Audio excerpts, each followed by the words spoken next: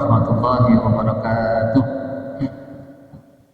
Tema kita pada malam hari ini yaitu membahas sifat manusia di dalam Al-Quran yang kelima, yaitu apa?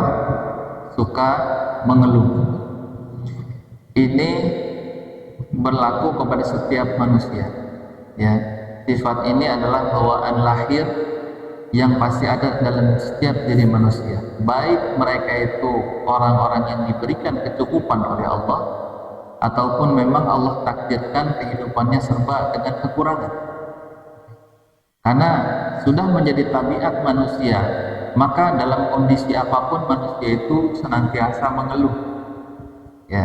Ini sebenarnya kaitannya dengan materi kita yang kemarin, yang sifat keempat, tentang sifat manusia apa? Kalau masih ingat yang keempat? Bukan, itu yang ketiga. Yang keempat yang terakhir kemarin? Kurang bersyukur, ya, tidak bersyukur. Nah, tidak bersyukur erat kaitannya dengan yang kelima ini nih, ya, suka mengeluh. Nah, ayat yang kita akan kaji adalah surah Al-Ma'arij, surah yang ke-70 ayat 19, kalau cukup sampai 35, karena ini kalau dalam tafsir Ibnu Katsir dia satu bundel, ya, pembahasannya dari ayat 19 sampai 35. Ayat ini menjelaskan tentang hakikat yang diciptakannya manusia memang punya sifat seperti itu. Tetapi wabil khusus ayat ini, ya, wabil khusus ayat yang 19 ini itu menceritakan tentang bagaimana orang-orang kafir. Ini orang kafir, ya, dengan kekafirannya. Jadi orang kafir dengan kekafirannya. Ya, tentunya nanti bahasannya adalah bagaimana harusnya orang beriman tidak sama dengan orang-orang kafir. Iya, orang kafir, iya, orang beriman sama-sama punya sifat mengeluh, suka mengeluh. Tetapi bagaimana sikap orang beriman menyikapi, ya, setiap persoalan-persoalan dalam hidupnya. Orang kafir, sifat mereka disebutkan oleh Allah Subhanahu wa taala, innal insana khuliqa halu'a. Sesungguhnya manusia itu diciptakan oleh Allah itu halu'a, suka mengeluh. Kalau dalam bahasa Arab itu halu'a ini artinya cemas, mencemaskan sesuatu, gitu ya. Jadi mengeluh, orang yang mengeluh itu kan biasanya apa? Yang dia tidak puas dengan apa yang dia sudah dapatkan, sehingga dia mencemaskan sesuatu yang berikutnya. Misalnya, ya, hari ini dia mengeluh dapat rezeki sedikit, misalnya hartanya sedikit, hasil usahanya sedikit, misalnya dia mengeluh. Kenapa? Dia mencemaskan besok, gitu ya. Apa yang akan dia makan, apa yang akan dia usahakan, kan gitu. Nah, orang-orang mengeluh itu biasanya dia tidak puas, tidak menerima apa-apa yang telah dia dapat. Nah, orang-orang kafir tabiat mereka, ya sebenarnya bukan orang kafir saja, orang beriman pun begitu. Ya, ketika mereka mendapatkan kebaikan, di sini dikatakan iza massahu syarru jazua. Kalau mereka itu mendapatkan apa? Keburukan, syarr, ya, asyarru, ditimpah dengan kesusahan, maka mereka itu berkeluh kesah, jazua, ya, halua, jazua itu juga menjelaskan atau menegaskan makna yang sama. Kalau ditimpah sesuatu yang menyusahkan, dia mengeluh. Wa iza massahul khair manu'a. Tapi kalau dia mendapatkan kebaikan, dia justru malah melupakan, dia melupakan Allah Subhanahu wa ta'ala. Nah, ini sifat orang-orang kafir yang Allah ceritakan. Ketika mereka itu mendapatkan kebaikan itu, dia melupa dengan siapa yang memberikan kebaikan itu. Ada nggak orang yang beriman ketika diberikan kebaikan oleh Allah lalu dia lupa dengan masa-masa sulitnya, ya, ketika Allah mengangkatnya, mengangkat derajatnya, ya, baik derajat dunianya, derajat akhiratnya, lalu dia lupa kepada Allah Subhanahu wa taala. Orang yang tadinya misalnya miskin diangkat derajatnya jadi kaya raya misalnya, dia kadang lupa.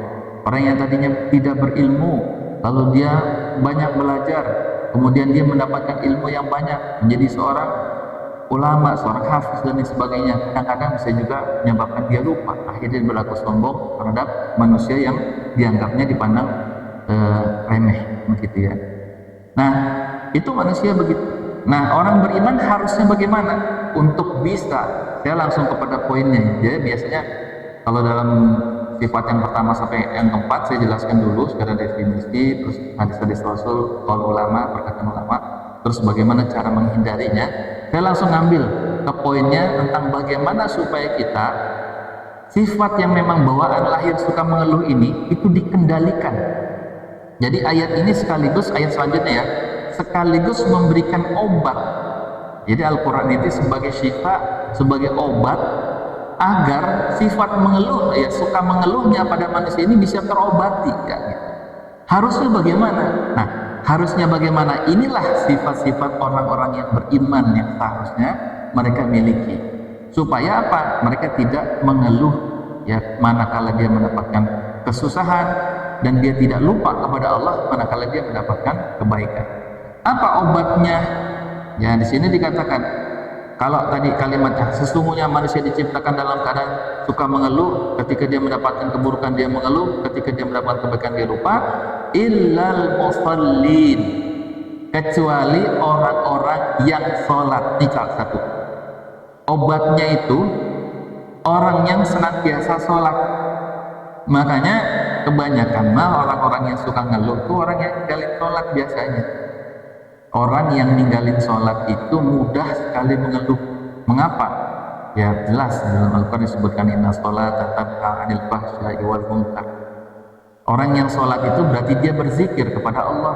Kalau dia berzikir kepada Allah, dia paham siapa yang sedang diingat. Zat yang dia ingat adalah zat yang menciptakan, zat yang maha memiliki segala-galanya, yang maha kaya, yang maha rahman, maha rahim. Jadi orang yang senantiasa ingat dengan Allah, wabil khusus dalam sholatnya, insya Allah kalau dipastikan ya di sini merupakan jawaban, dia tidak akan berkeluh kesah. Ya, bukan berarti tabiatnya hilang, tetap berkeluh kesah mah bawaan lahir kan gitu. Tetapi dia bisa dikendalikan. Nah makanya ini yang sejak pembahasan pertama tentang sifat pertama saya sudah sampaikan bahwa 20 sifat manusia yang dijelaskan di dalam Al-Quran itu semua mengarahkan pada keburukan. Makanya disinilah Allah mengutus para nabi dan rasul untuk membimbing agar sifat bawaan lahir itu dibimbing dengan wahyu agar mereka selamat. Nah, gimana caranya? Pertama ya, illal musallin, kecuali orang-orang yang sholat. Yang sholatnya gimana dulu? Nah itu pertanyaan gitu. Banyak Ustaz orang-orang yang sholat suka ngeluh juga kan gitu. Orang yang sholat. Nah, sholat yang bagaimana? Alladzina hum ala sholatihim daimun, yaitu orang-orang yang senantiasa daimun. Kalau bahasa kita itu dawam. Dawam itu apa? Senantiasa dilakukan secara berterus menerus. Bahasa kalimat bahasanya sederhana begitu. Tapi mufasir memberikan definisi. Ya ada pendapat satu termasuk Ibnu Mas'ud mengatakan bahwa yang dimaksud dengan orang-orang yang dawam dalam sholatnya itu siapa? Mereka yang senantiasa sholat di dalam waktu-waktunya. Sholat zuhur dikerjakan waktu zuhur, sholat asar dikerjakan waktu asar. Jadi senantiasa sholat di waktu-waktu sholat yang memang diperintahkan. Ada orang sholat zuhur di waktu asar, ada nggak? Ada orang sholat subuh di waktu duha, ada nggak? Ada yang kesiangan. Ada yang sholat asar di waktu isya, ada yang ketiduran, ya kan? Dia ketiduran habis sholat zuhur, habis sholat zuhur menjelang asar dia tidur. Dia tidur pas bangun-bangun menjelang maghrib, siap-siap sholat maghrib. Setelah sholat maghrib dia sholat isya. Setelah sholat isya ingat-ingat tadi udah asar belum ya? Ternyata baru ingat, asar belum. Nah kata Nabi, ya ketika kita terlupa satu sholat, maka sholatlah di waktu ketika kita ingat. Akhirnya dia kerjakan waktu asar, sholat asar di waktu itu. Nah idealnya seorang mukmin itu yang senantiasa daimun dalam sholatnya itu, dia sholat di waktu-waktunya. Ini makna yang pertama ya. Adapun makna yang kedua yang dimaksud dengan daimun di dalam sholat itu mengacu kepada firman Allah Subhanahu wa taala di dalam Al-Qur'an surah Al-Mu'minun ayat 1. Qad aflahal mu'minun ayat 2 ya. Alladzina hum fi shalatihim khashi'un. Jadi yang dimaksud dengan daimun, orang yang dawam dalam sholatnya itu adalah mereka yang khusyuk di dalam sholatnya. Jadi bukan sekedar sholatnya senantiasa nggak pernah ditinggal nih, tapi sholatnya sholat yang berkualitas, sholat yang khusyuk. Apa sholat yang khusyuk? Sholat yang dipenuhi dengan suasana zikir, ingat kepada Allah Subhanahu wa Ta'ala. Nah, ini makna yang kedua. Ya, mufassir yang lain menjelaskan seperti itu. Nah, ada lagi mufassir yang lain menjelaskan yang dimaksud dengan daimun itu adalah ya seperti sabda Rasulullah Shallallahu Alaihi Wasallam riwayat Siti Aisyah, di mana Rasulullah bersabda, ahabbul a'mali ilallah, amal yang dicintai oleh Allah Subhanahu Wa Taala adalah apa? Ya, da'imuha wa in qalla, amal yang senantiasa dawam walaupun kecil. Ini mungkin pernah dengar ya, yang disukai oleh Allah itu amalan-amalan yang sering, rutin gitu ya, walaupun kecil. Jangan sampai gitu ya amalnya besar tapi sekali seumur hidup kan gitu. Sodakonya gede nih, gitu ya, tapi ya sekali seumur hidup. Yang paling dicintai ya, bukan berarti yang tadi besar itu tidak dicintai ya, tetapi diantara yang paling yang dicintai adalah ada yang disebut dengan ahabbu, lebih dicintai oleh Allah. Ya apa? Yaitu amalan yang dilakukan secara daimun. Daimun di sini pengertiannya adalah senantiasa terus-menerus istiqomah, nggak pernah dia tinggal. Jadi walaupun kita misalnya punya kebiasaan sedekah subuh, rutin aja sedekah subuh, mau 2000 tapi rutin, 2000 kan gitu ya, rutin. Makanya kita nggak pernah melihat, dan Allah tidak pernah melihat angkanya, tetapi yang dilihat apa? Daimunnya. Nah, disinilah salah satu untuk cara kita menghindari sifat berkeluh kesah itu adalah dengan sholat yang senantiasa menjaga waktunya, yang senantiasa khusyuk, yang senantiasa jawab istiqomah, nggak pernah ditinggal. Paham ya? Jadi ada 3 di situ. Kemudian siapa lagi? Wallazina fi amwalihim haqqun ma'lum, dan orang-orang yang di dalam hartanya itu ada bagian orang-orang ya yang maklum di sini. Siapa yang maklum di sini? Lisaili wal mahrum, bagi orang yang saili meminta maupun yang mahrum yang menjaga dirinya dari meminta-minta. Dua-duanya orang susah, fakir miskin, tapi ada yang istilahnya saking tidak tahannya dengan kemiskinan dia meminta-minta, ada yang saking menjaga kehormatannya dia menjaga diri dari meminta-minta. Nah, siapa yang disebut di sini bukan orang miskinnya, tapi orang yang memiliki harta, gitu. Jadi orang yang memiliki harta, yang dia sadar betul di dalam hartanya itu ada hak orang-orang yang fakir dan miskin, baik mereka yang minta maupun yang tidak minta. Artinya di sini apa? Yang dibangun adalah kesadaran diri kita yang diberikan harta kelebihan oleh Allah Subhanahu wa Ta'ala. Walaupun mufassir menjelaskan yang dimaksud di sini adalah berkaitan dengan zakat. Jadi di dalam harta kita ada zakat yang harus dikeluarkan, yang itu merupakan hak dari fakir dan miskin. Jadi orang yang memiliki harta ini, insya Allah dia tidak akan mengeluh. Kalau dia senantiasa menafkahkan hartanya di jalan Allah, maka dia yakin hartanya dalam penjagaan Allah.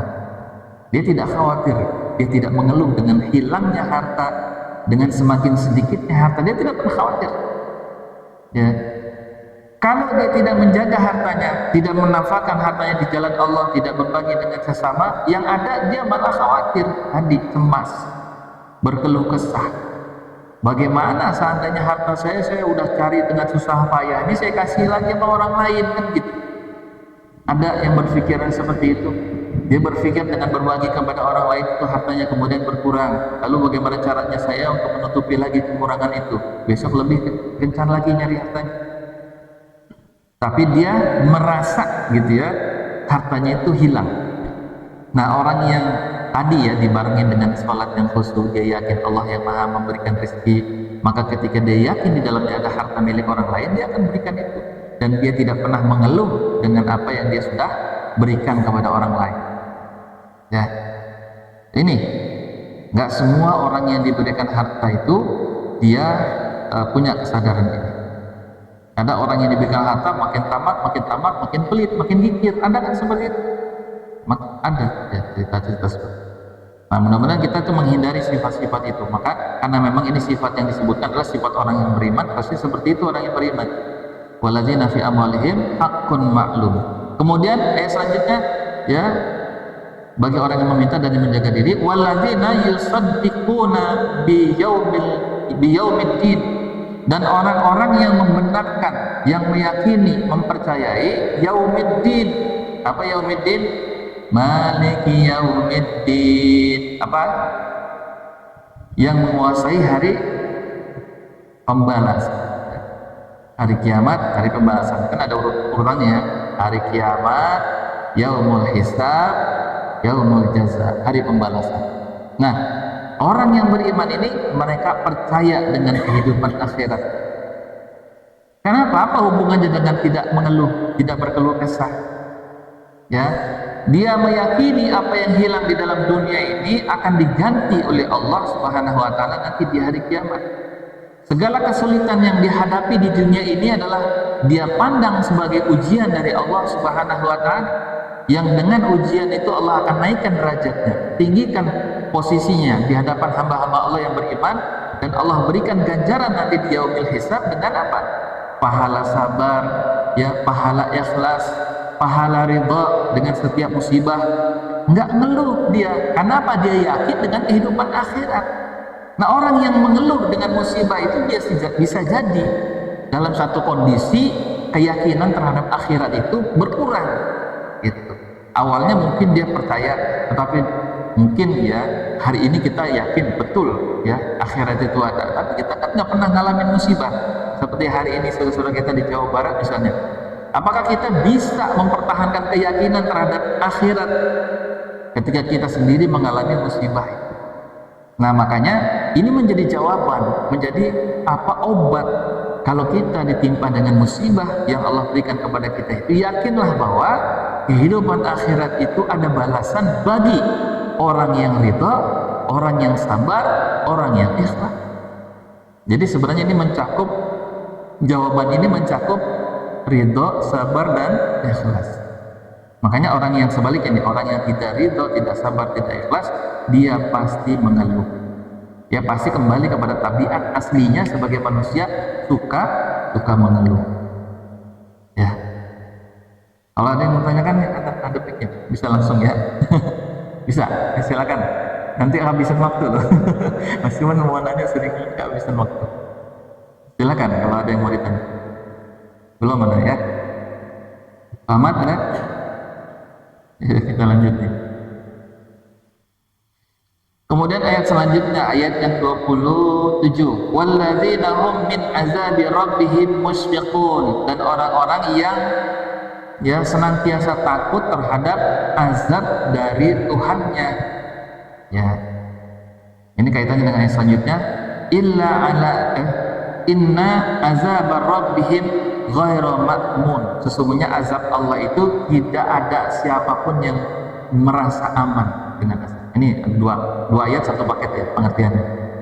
Jadi untuk menghindari sifat berkeluh kesah itu, kita harus juga yakin dengan azab yang ada di sisi Allah, dan kita ya jangan pernah merasa aman dari azabnya Allah. Apa yang dimaksud dengan merasa aman? Ya, mungkin kalau orang-orang yang berdosa udah yakin, ya mungkin saja dia akan diazab.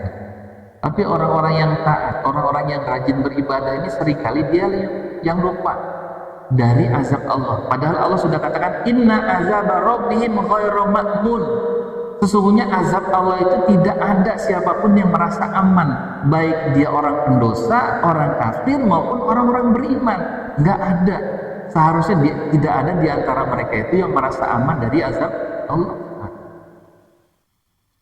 Jadi jangan pernah kita merasa sudah banyak melakukan amal soleh, lalu kita merasa sudah terbebas dari azab Allah.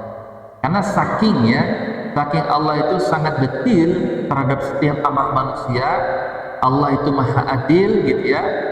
Jangan pernah kita umat Islam ini merasa aman dari ancaman azab Allah. Makanya para sahabat Rasulullah senantiasa menangis itu kenapa? Kenapa mereka senantiasa menangis? Padahal mereka itu orang-orang yang soleh luar biasa, takwanya luar biasa, tapi mereka banyak menangis. Kenapa? Nggak ada satupun yang memberikan jaminan kita itu terbebas dari azab Allah selain apa? Rasulullah, para nabi, utusan Allah Subhanahu wa Ta'ala. Nabi saja sudah dijamin saja masih khawatir, kan gitu ya, masih bersedih menyaksikan azab Allah yang Allah tampakkan pada saat perjalanan Isra dan Mi'raj. Beliau aja sampai terus ya seringkali banyak menangis dan sedikit sekali tertawa. Nah, kalau kita merasa tidak pernah aman dari azab Allah Subhanahu wa Ta'ala, maka kita akan senantiasa mawas diri, senantiasa menjaga diri kita. Sudah jelas pertama dari kemaksiatan. Ini sama-sama yuk Pak, ya. Memang nggak ada manusia yang sempurna, tapi dengan kesadaran ini mudah-mudahan ya, karena tidak ada satupun yang dijamin oleh Allah, maka ya sama-sama. Yang pertama ini ya kita hindari dari segala bentuk kemaksiatan. Yang kedua, karena kita belum aman dari azab Allah, maka segera laksanakan perintah Allah Subhanahu wa Ta'ala, jangan tunda-tunda. Wabil khusus tadi saya katakan kita sudah ada di last minute akhir dari kehidupan kita, sebenarnya akhir ya, meskipun bayi baru lahir sebenarnya dia sudah menjalankan umur kita kan sebentar, kan gitu. Maka orang yang percaya dia tidak pernah aman dari azab Allah, tidak ada lagi gunanya dia berkeluh kesah. Habis waktunya kalau dia berkeluh kesah. Dia justru habis ya, waktunya akan dihabiskan untuk apa? Terus beribadah kepada Allah semaksimal mungkin, semaksimal yang dia bisa. Ibarat kata orang Betawi itu sholat sampai pinggangnya patah, gitu ya. Sholat sampai pinggangnya patah. Ada sholat yang sampai pinggangnya patah. Ya, istilah itu ibarat ya, artinya ibadahnya itu benar-benar sampai tekun banget. Kenapa? Nggak ada yang jamin, gitu. Makanya di situ juga saya sering sampaikan, tidak boleh ada orang yang sudah banyak melakukan amal soleh itu merasa bangga, apalagi membanggakan diri di hadapan orang-orang yang tidak melakukan amal soleh sebagaimana kita. Kita sendiri nggak dijamin, kan gitu ya. Gitu. Inna azab rabbihim ghairu ma'mun walladzina hum li furujihim hafizun illa ala azwajihim aw ma malakat aymanuhum fa innahum ghairu malumin. Ini sering disebutkan dalam surah Al-Mu'minun ya, dulu pernah saya jelaskan, yaitu orang yang menjaga kemaluannya kecuali kepada istri dan budak-budak yang mereka miliki. Ya, kalau kepada budak-budak yang mereka miliki, fa innahum ghairu malumin, itu bagi mereka tidak tercela.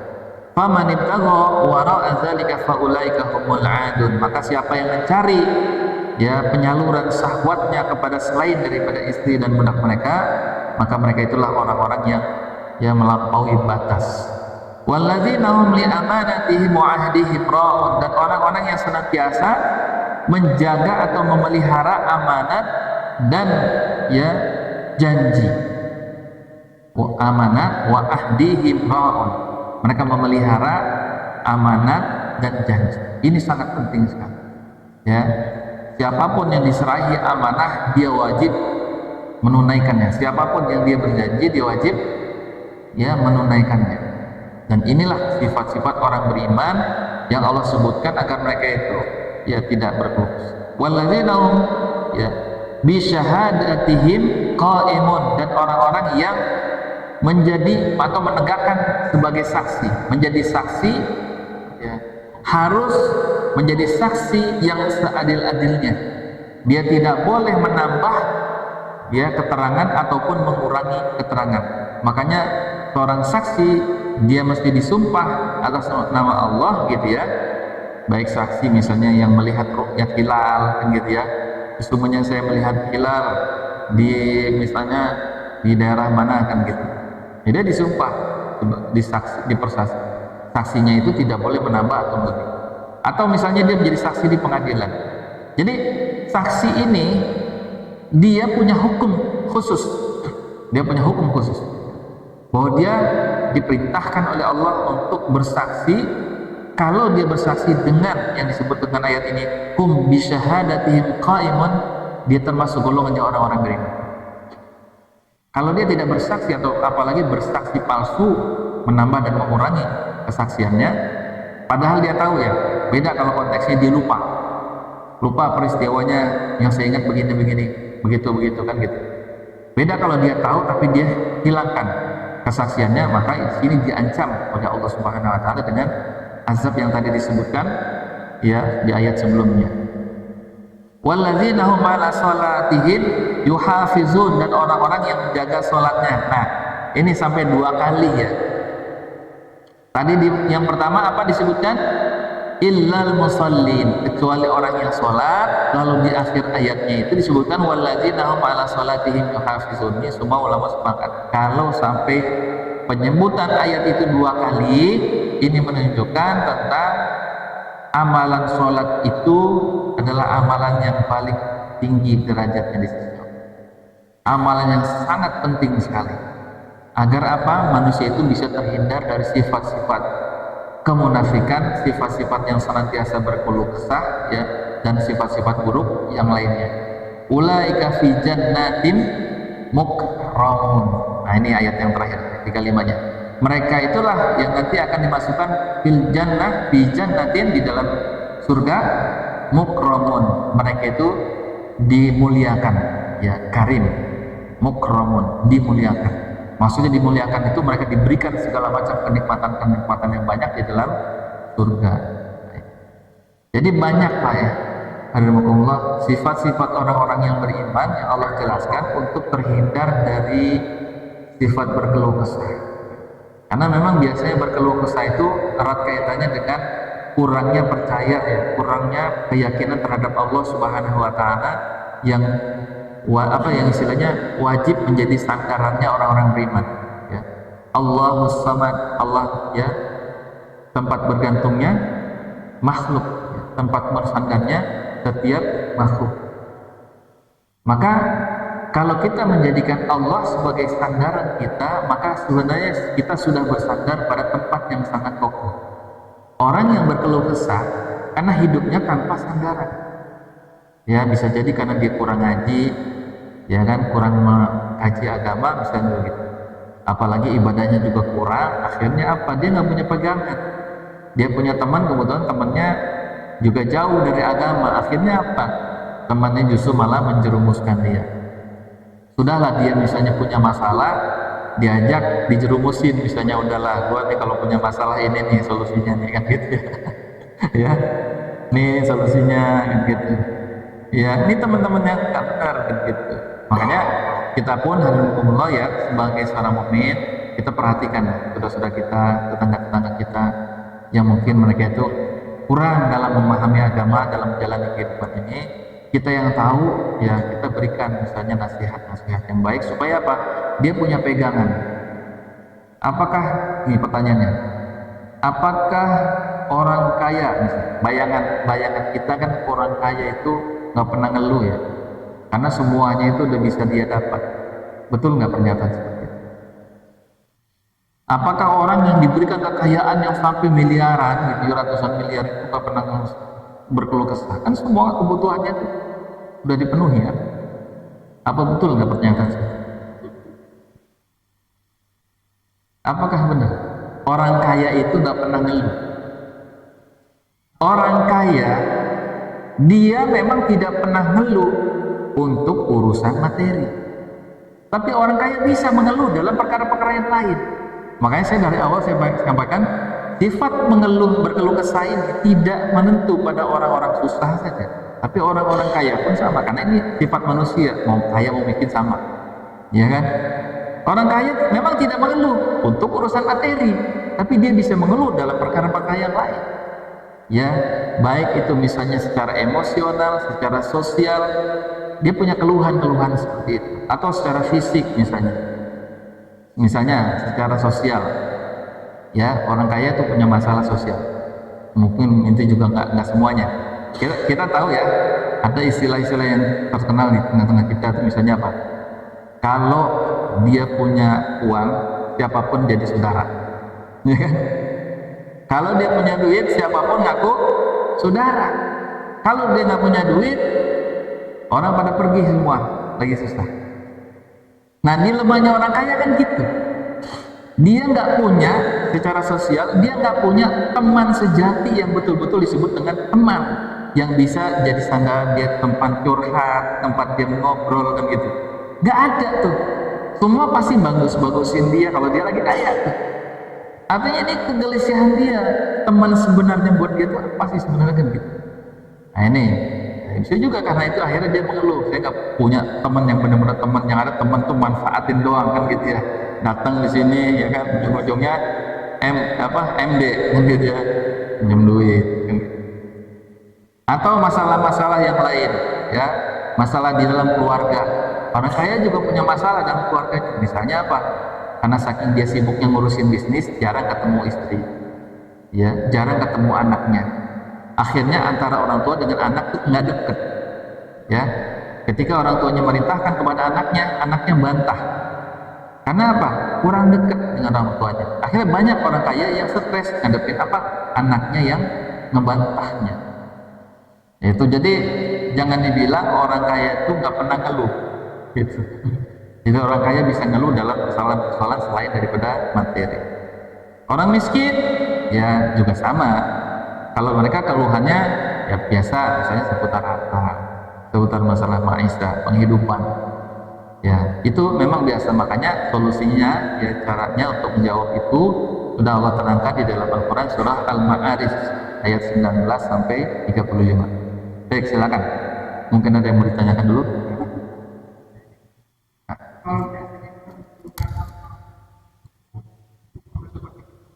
Bapak, biar masuk di rekaman.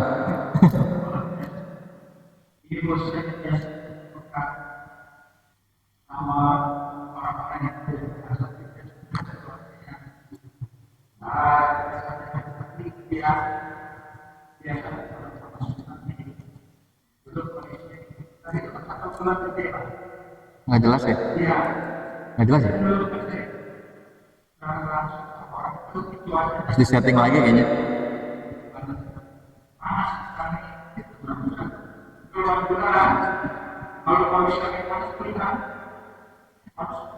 Cuaca ya. Ya.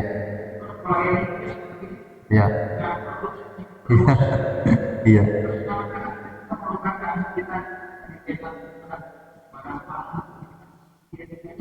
Iya. Iya. Iya.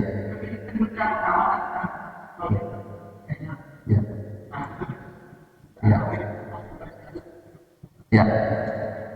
Ada orang mengeluh ketika musim panas, waduh panas banget cuaca. Ada orang mengeluh ketika musim hujan, ya ntar hujan lagi dan mulu begitu ya. Pakaian gak ada yang kering gitu ya. Mana orang ongkol mulu. Terus kalau kita sakit juga ada orang mengeluh, ya misalnya badan panas, merasakan menggigil, terus kita ngomong mengeluh gitu, sakit dan lain sebagainya. Ini bagaimana? Pertama, ya bahwa kita harus yakin cuaca panas, cuaca dingin, hujan, ya ini adalah bagian dari siklus yang memang Allah sudah tetapkan. Berarti ini wilayahnya siapa? Wilayahnya Allah, qadanya Allah. Kita orang beriman diperintahkan untuk percaya bahwa qada itu berasal dari Allah dan harus beriman kepada qada dan qadar. Dan setiap qada yang Allah sudah tetapkan itu adalah untuk kebaikan manusia. Harus diyakini itu. Sehingga kalau kita mengeluh, ya mengeluh dengan panas atau hujan, menyalahkan, sama saja menyalahkan Allah Subhanahu wa Ta'ala. Ya, makanya kemarin ada yang bilang, waduh hujan mulu becek nih, akhirnya jadi nggak bisa dagang kan gitu ya. Nah ini jangan salahkan hujannya. Gitu. Nah, ada di dalam kitab Min Muqaimat berkaitan dengan orang yang sakit. Orang yang sakit, ketika dia menderita sakit, lalu dia mengatakan atau mengaduh, di situ disebutkan, kalau dia mengaduh dengan sakitnya, itu tidak dikatakan sebagai orang yang tidak ridho terhadap qadanya. Kalau mengaduh, ya, yang dikatakan dia tidak ridho dengan qada Allah itu kalau dia dengan sakitnya itu menyalahkan Allah. Ya Allah, kenapa? Apa dosa saya? Kan gitu. Atau misalnya dia mengatakan, kenapa engkau berikan aku ya penyakit seperti ini kan gitu. Dia tidak terima. Jadi baik kasus hujan panas maupun sakit ini sebenarnya persoalan batin kita terhadap Allah atau sikap kita terhadap Allah Subhanahu wa taala. Bukan rasa yang kita rasakan secara fisik. Kalau kita mengadu, aduh, kesandung batu sakit gitu. Aduh, ini bukan tidak nerima. Itu hanya sifat ya manusiawi biasa yang masih dibenarkan. Saya lupa istilahnya di dalam kitab Minhajul Qayyimah itu bukan mengeluh di situ termasuk. Yang dimaksud tidak menerima qada itu kalau dia tidak terima, dia diberikan sakit oleh Allah Subhanahu wa taala. Dia tidak terima diturunkan hujan oleh Allah Subhanahu wa taala. Dia tidak terima diturunkan panas oleh Allah Subhanahu wa taala. Begitu. Jadi sikap batinnya. Nah, tinggal kita koreksi di dalam diri kita. Pada saat hujan turun, mulut kita kelepasan tuh. Ya hujan lagi gitu. Mulut kita kelepasan. Ya hujan lagi. Tapi apakah secara batin kita nggak nerima? Kalau secara batin kita masih nerima ini adalah bagian dari qada Allah, ya maka insya Allah mudah-mudahan masih dimaafkan. Walaupun itu refleks ya. Tapi kalau memang secara hakiki, secara batin kita sudah mengatakan deh pakai hujan lagi, nah gitu tuh. Udah nyalahin Allah. Maka inilah yang berdosa. Itu. Jadi hati-hati ya dengan ucapan kita. Kalau cuma sekedar merasakan panas dingin gitu, itu bukan mengeluh, ya. Bukan yang dimaksud mengeluh yang tercela di dalam Islam. Udin silakan, kayaknya mau tanya nih. Oh, silakan yang lain. Ya, kalau kita menyalahkan. Ya, iya, iya. Emang wajar gitu ya, lagi musim hujan ya kan gitu ya, wajar lah becek kan gitu ya. Ada lagi silakan ya.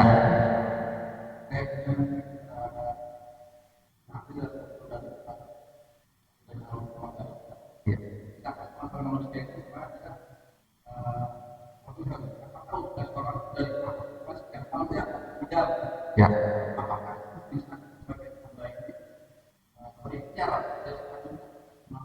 bisa lebih panjang. Ya, misalnya kasus ya, ini pertanyaannya. Ketika Allah sudah menetapkan ajal pada seseorang, apakah kita bisa berikhtiar untuk memanjangkannya lagi? Ya, di dalam ayatnya, walikulli ummatin ajal fa idza jaa ajaluhum la yastakhiruna sa'atan wa la yastaqdimun, itu udah jelas ya. Setiap umat itu sudah ditetapkan ajalnya. Ketika ajalnya sudah sampai, tidak bisa diundurin atau dimajuin atau diundurin. Artinya kalau sudah tanggalnya ya, kalau sudah tanggal 5 ya pasti meninggal tanggal 5. Ya. Dan tidak bisa diusahakan. Tapi bukannya ada hadis yang mengatakan siapa orang yang menyambung silaturahmi Allah akan panjangkan umurnya, kan begitu. Pengertian yang dipanjangkan umurnya di situ bukan ditambah masa hidupnya, bukan.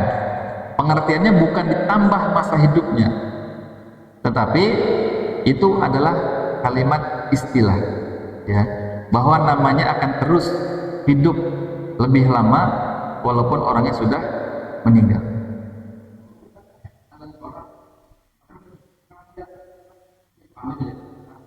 Ya, ya,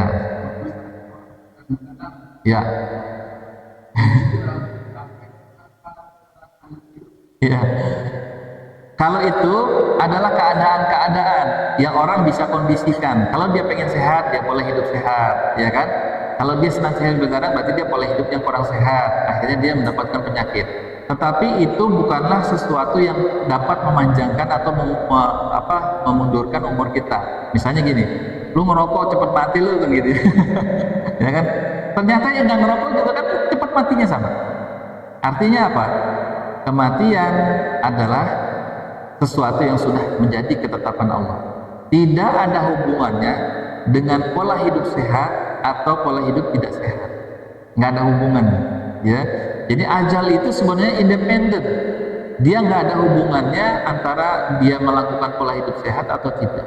Kalau melakukan pola hidup sehat itu adalah pilihan manusia ingin hidup tetap sehat dalam penantiannya menuju ajal.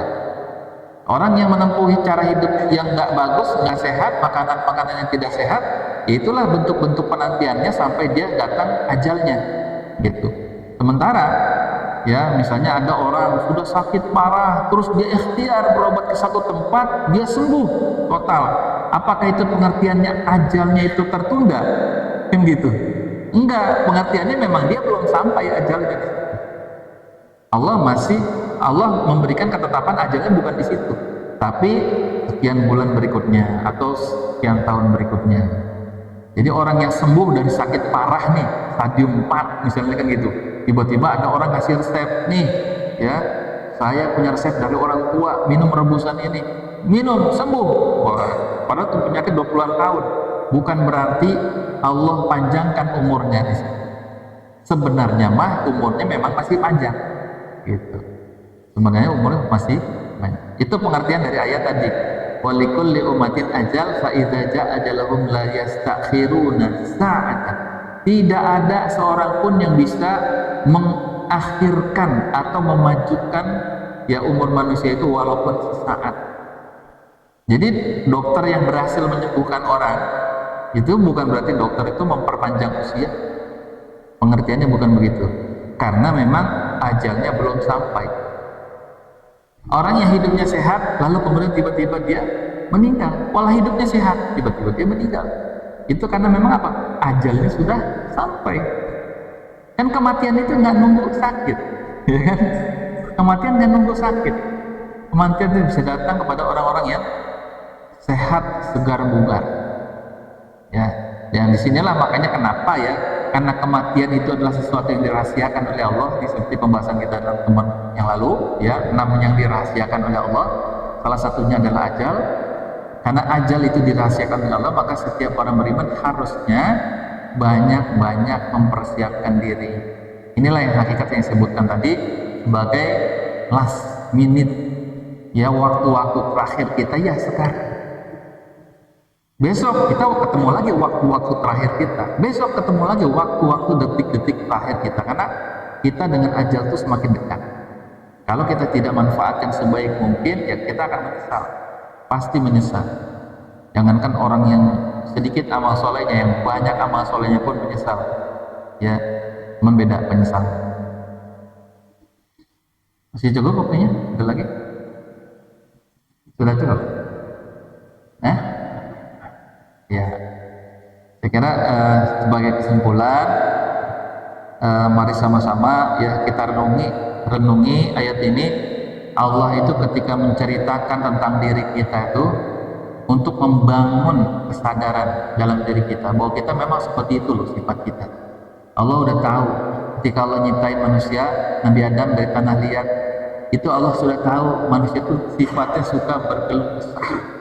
Makanya Allah turunkan obatnya supaya mereka itu dibimbing agar tidak berkeluh kesah. Hidup mereka jadi lebih produktif, tidak dihabiskan dengan berkeluh kesah. Mereka akan lebih produktif, akan lebih istilahnya itu bersemangat mengejar kehidupan akhirat. Karena apa? Di sanalah penantian yang paling besar. Ya, kalaulah kita hari ini mendapatkan musibah yang berat, kita yakin di akhirat itu ada balasan Allah yang sangat besar. Baik, kita akhiri teman kita pada malam hari ini, mudah-mudahan semakin menguatkan keimanan kita, terus istiqomah dalam kajian-kajian berikutnya. Kita akhiri dengan alhamdulillah dan doa akhir majelis. Alhamdulillahirabbil alamin. Subhanakallahumma wa bihamdika asyhadu an la ilaha illa anta astaghfiruka wa atubu ilaik. Assalamualaikum warahmatullahi wabarakatuh.